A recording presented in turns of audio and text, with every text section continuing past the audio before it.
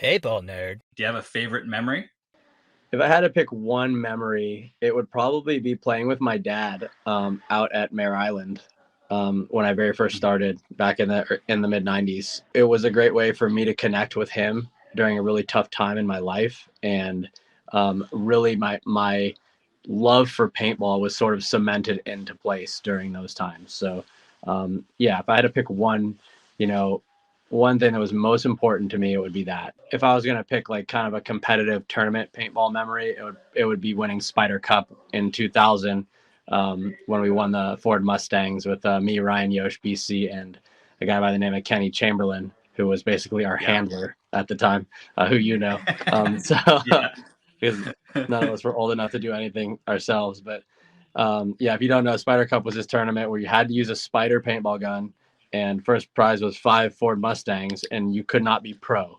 So Oliver had gone pro with the Ironman that year in 2000, and the rest of us were still amateurs, so we were allowed to play the tournament, and we ended up winning.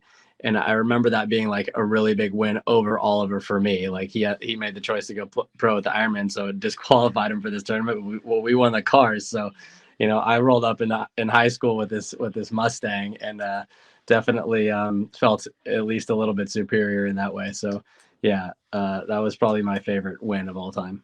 Do you have a favorite player? I mean, growing up, my two favorite players were Mike Bruno and Rocky Cagnoni. And I feel like the way Mike Bruno played was just super gritty. It wasn't pretty, but he always got the job done, right? He was just a very kind of undersung hero type of player. Like, he wasn't flashy. He just, did his job, loved to bunker people, had a chip on his shoulder, did what it took to win. And also he was really friendly. Like, I remember he was like one of the first, non-California pros to be super cool to me. And we used to play GoldenEye 007 at the tournaments, right? Like, he'd come over when I was on this team called the Diggers into the hotel room, and we'd battle at that. And then when I met Rocky, obviously I saw him in Push and playing on Avalanche before I really got to know him.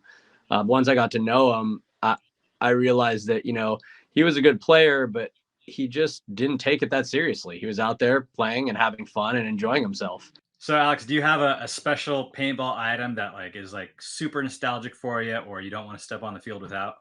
Like this gun right here, certainly like nostalgic, sentimental piece for me. Like, this is the, Ooh. Yeah. Call that the Green Machine. Dang. So yeah, it's right got a cap frame. Yeah. Right feed. It's a mini cocker. There's like these pictures here where Oliver and I, doing like this, the wanted, like you'd pay $1 and they'd pop out in those things, but those are from like probably 1999. Wow. Yeah, so that still work? It does, but so I need to get it. I think it needs a new 3-way, but I'm gonna get it. I'm gonna get it dialed in, and maybe I'll give it a rip next year. Nice. So yeah, that's a good one. Yeah, that's probably. I mean, I look at this every day, and I'm like, it brings back really good memories, good times. What does it take to get to that point? What does it take to get to your level? Not just as a player, dude, but just in the industry. It takes hard work, but the reason we put in hard work was because we loved doing it. And I still do love doing it. I mean, I could go to a tournament and lose every game still, and I'd go home and be like, hey, I had a good time. I got to go hang out with my friends. I got to travel somewhere. I got to blow off some steam. There's silver linings way beyond winning, right? And winning just became a byproduct of our love for what we were doing. Additionally, for a lot of us, we really found a family and a home in paintball, right? Like, there's a lot of me. I mean, I have my own family now, but when I started playing, it was a tough time in my life where my real family was sort of falling apart. And I was able to supplement that with these guys I met out at the paintball field. And it still feels that way, even though, I love my family and I have kids and a wife and everything is great. I still feel at home when I'm at a paintball tournament. And because we kept doing it, made us better. and better and better, and then you fail, and then you figure out why you failed, and you get better and you get better, and like it's trials and tribulations. Dynasty, yeah, we've won a lot, but we've had a bad year, we've had bad couple of years, we've had a streak of bad years, and then I mean it depends on how you qualify the word bad, but we didn't win tournaments, but I don't necessarily mean that's bad. It means you're learning, and if you don't give up, you can eventually rise up again. And I feel like there's been mountains and valleys, but really the bottom line is what does it take? It takes passion and commitment and a reason. Like it's like I said before, it's my identity as a person.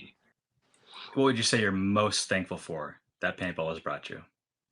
Um, Probably my blue paintball nerd shirt that I got from you at World Cup. No, you can't. You can't. No, you No, can't no, do it's my friends. It's my friends.